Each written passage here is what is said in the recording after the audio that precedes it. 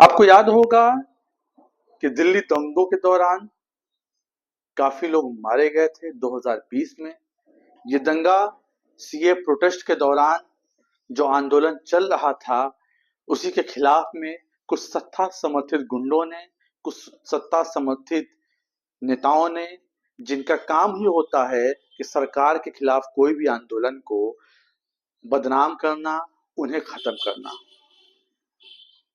इस दंगे में करीब 53 लोग मारे गए थे और 700 से ज्यादा लोग जख्मी हुए।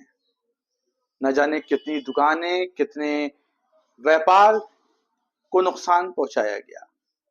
खुलकर इस दंगे में कपिल मिश्रा सड़कों पर थे, कोई साध्वी थी, कितने नेता थे, लेकिन सत्ता समर्थित होने की वजह से इन्हें संरक्षण प्राप्त था। उसी दौरान आपको याद होगा एक वीडियो वायरल हुआ था जिसमें 5 युवकों को पुलिस जख्मी हालत में भी मार रही थी और उन्हें राष्ट्रगान गाने के लिए दबाव बना रही थी, उनसे राष्ट्रगान गवा रही थी उस जख्मी हालत में।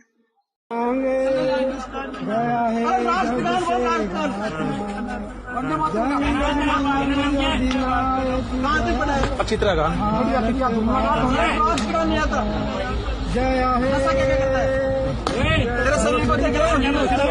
हिंदुस्तान में ही रहा आजादी आजादी आजादी। उसमें एक फैजान लड़का था और एक कौसर अली थे और बाकी अन्य लोग थे, जिसमें फैजान ने उच्च न्यायालय के सामने बयान दिया कि हम लोगों को मारने के बाद एक जिप्सी में लिटाकर हम लोगों को जीटीबी हॉस्पिटल ले जाया गया। वहां पे डॉक्टरों से ने हमसे कोई बात नहीं की, वहां पुलिस वालों ने कुछ कागज पे लिखा पढ़ी कराई। फैजान को सर में और कान पे गंभीर चोटें आई थी, जिसमें टाका लगाने के बाद पुलिस वाले दोबारा इनको ज्योति नगर पुलिस स्टेशन ले गए।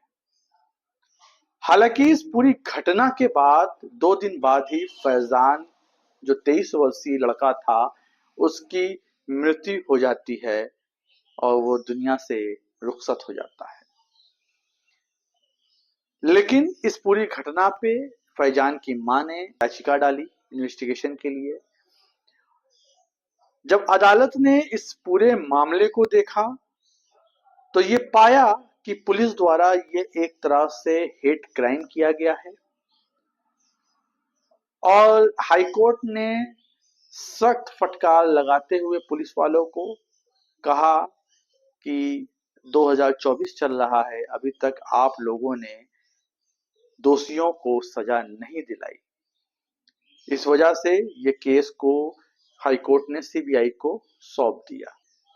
कौसर अली ने बताया कैसे किस तरह से उनके साथ पुलिस वालों ने एक नफरती भरे जुमलों का इस्तेमाल किया, किस तरह से उनके ऊपर जानलेवा प्रहार किया और यहां तक कि इस मामले में आया कि जब हॉस्पिटल ले जाया जाता है तो एक वहां पे डॉक्यूमेंट होता है एमएलसी, जिसको मेडिको लीगल सर्टिफिकेट कहते हैं।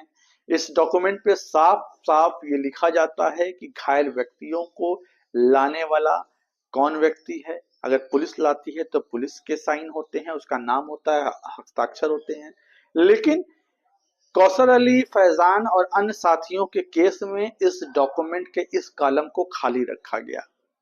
फैजान की मृत्यु जो सर में चोट लगी थी टाका लगाने के बाद जो वापस ले गए थे, इलाज के अभाव में उसकी मृत्यु हो गई।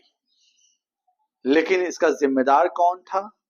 उस पुलिस वालों को आज तक सजा नहीं दी गई।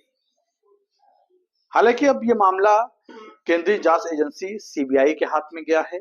अब देखना है कि सीबीआई इसमें उन दोषी पुलिसकर्मियों को या जो फैजान के हत्या में शामिल हैं उनको सजा दिलाती है कि नहीं। ये इतना आसान भी नहीं होगा, क्योंकि अभी तक जितनी विवेचना हुई, जितने भी सबूत दिए गए उसमें पुलिस ने अपने पूरे तरीके से अपनी कमियों को छुपाया है। लेकिन अब देखना है केंद्रीय जांच एजेंसी इसमें क्या करती है। हालांकि ये जो मानसिकता है पुलिस वालों की, ये पहली बार कोई घटना नहीं घटी है। बहुत से अफसरशाही में, बहुत से पुलिस महकमे में इस तरह की मानसिकता के लोग भरे पड़े हैं।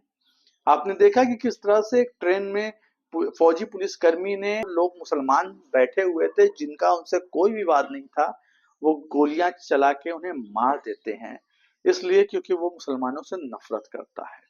तो आप सोच सकते हैं कि देश में किस तरह से घृणित मानसिकता को बढ़ाया जा रहा है, पाला पोसा जा रहा है। कि नहीं, अभी बनारस में भी कुछ दिन पहले यहाँ के विधायक के अंडर में कुछ युवकों ने मुसलमानों को काटने मारने की बात की नारेबाजी की। हालांकि कह सकते हैं कि बाबा का ये कानून का राज है, जहां पे कार्रवाई धर्म, जाति और मजहब देख के की जाती है। जहां पे जो दंगाई को कपड़ों से पहचान के ही मारा जाता है। बाकी अगर दंगाई कहीं उनकी पार्टी का सदस्य है तो वो दंगाई नहीं, वो माननी है, वो पार्टी को आगे बढ़ाने के लिए मेहनत कर रहा है।